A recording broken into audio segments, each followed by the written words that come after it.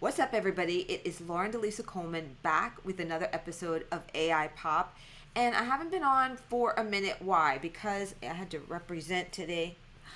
I got into this program at Harvard Business School under the executive education kind of wing of things called Launching New Ventures. It was so amazing, but honey, intense. Like I was getting probably 5 hours of sleep a night, but just between all the different events, courses, talking, networking, so much more. Just really one of the best things that I've ever done. And I've been blessed to have gone to an Ivy League undergrad school. I went to Columbia, which I loved and still love. This was great on a completely different level. And yes, I did go a little crazy. It took me like 4 years, five if you count COVID, because they didn't, have the course. It's only offered once a year. They didn't have it then. So I went a little bit crazy at the shop and bought either a t-shirt or a sweatshirt, one full swoop, five for each of the years that it took me to get there for a variety of reasons. One of which is I'm not ashamed to say, cost. And being there and being the only black woman in the program, aside from Alicia Keys, of all people, who was there, I guess, because of her present ventures and those that she has upcoming or forthcoming.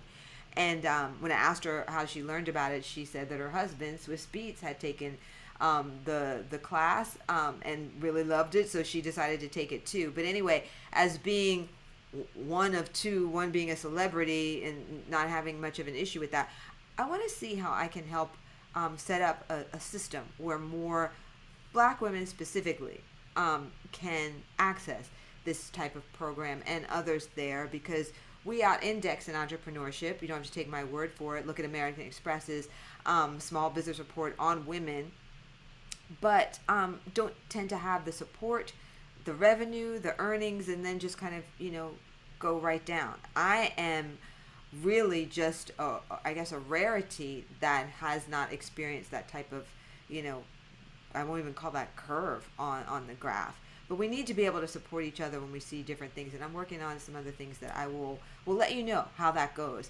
But I was attending because you guys know I have this AI-driven media company in the works, which I will talk about more. But I just wanted more of a real foundation about, just how to do valuation, unit economics, and so much more. And it was everything I thought about and dreamed about and more. And my fellow classmates just made it amazing too, because there were people there from literally around the world. So that is where I have been and have the extended wardrobe to show for it. Let's talk a little bit about the things that I love, which are, some trends or some things I see coming up that intersect with pop culture / hip hop and emerging tech. I couldn't help but notice the other day, this comment from Damon Dash when he was on Club Shay Shay on YouTube. And can I just say, like, how many views is that getting? A little bit jealous.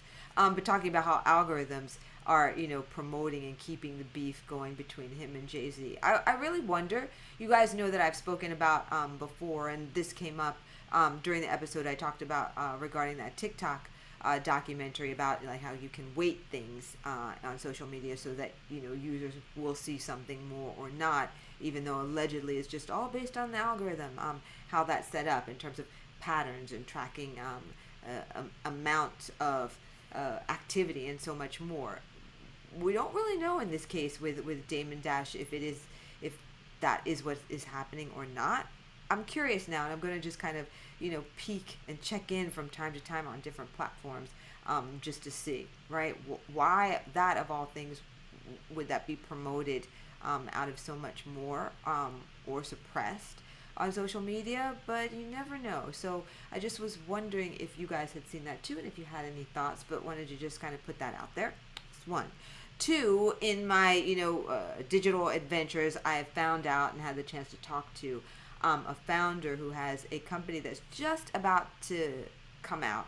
I don't want to say too much about it, but for anybody who is doing any number of side gigs, hustles, whatever, this could be the platform for you to just expand that even more and blow up. That's all I'll say at the moment. I will keep you posted.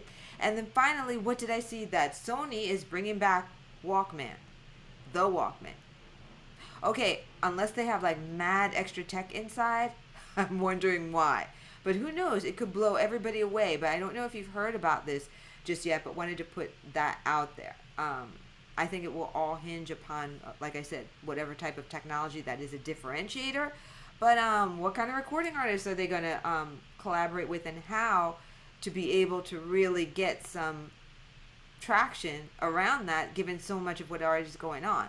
But I do remember back in the day, different artists like having in their lyrics like Sony Innovator and things like that. So, let's see. But that is going back. So, like I just said, let's see. Anyway, that pretty much does it for me. Just, kind of giving you a couple top of mind like things that are going on that I see that are intersecting with pop culture and emerging tech. Because particularly when it comes to this area of like AI algorithms, things like that, I want to just make sure, all that's just as conversational to you as anything else. Don't be intimidated, because it is important, as these things are really so much a part of everything that we're doing more and more. So there you have it. I will be back again, not taking as long of an absence this time, kind of staying put, I think, for a little while, and bringing you just more like kind of news and info as it intersects with pop culture, hip hop, emerging tech, and anything specifically AI. I am Lauren DeLisa Coleman, and thanks for watching.